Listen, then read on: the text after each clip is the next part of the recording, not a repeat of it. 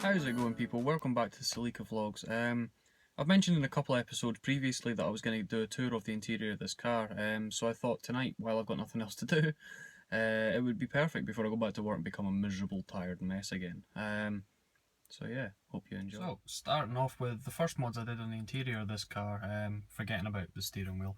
The first thing I did was I changed all the lights inside the gauges, so as you can see the font there is orange, and the majority of standard Celicas you'll see also have orange lights, but with this one I stripped them all down and made them blue. The camera's not quite picking up how good the colour is.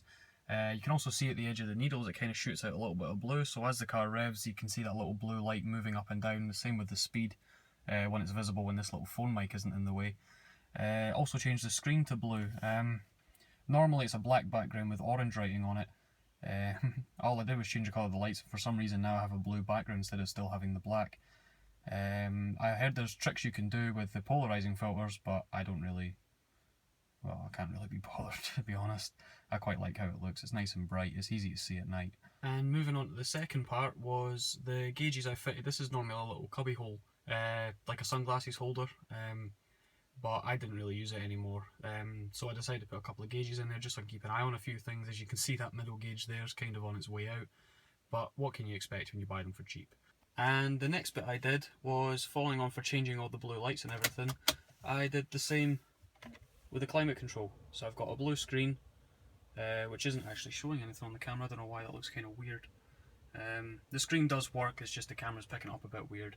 And I put red lights in all these, because normally the screen's yellow and these selector lights are orange or green depending on what year you buy. So yeah, that's quite cool, I suppose. And while I was at it, I changed the colour of the light for the cigarette lighter, because that was normally a yellowy kind of colour as well, so I went for a nice white LED in there. So as you can tell so far, I'm a big fan of lighting and all that good stuff, so I changed the interior light for a 48 SMD panel from eBay, so now it is biblically light. It's a bit much. I also fitted one in each footwell, and I fitted one in the door as well for puddle lights. The only thing is, whenever I turn on the interior light, the side of me gets lit up as well, because that's where they're spliced into. But the handy thing is, if I leave it on the function where the interior light comes on when you open the door, they come on when I open the door, they fade out when I close it, which I quite like. It kind of makes it look a bit more OEM. And there you have it, folks. That's the interior swap of my car. It wasn't filmed at the best of times. It's kind of dark outside, and the iPhone, coupled with its flash, which we all know is a photographic no-no, and the interior light of my car, I just could not get proper lighting. But I did the best. Hopefully I'll do an updated tour once I've got the carbon wrap center console in and a few other little things. You might have noticed that the back end's kind of stripped out.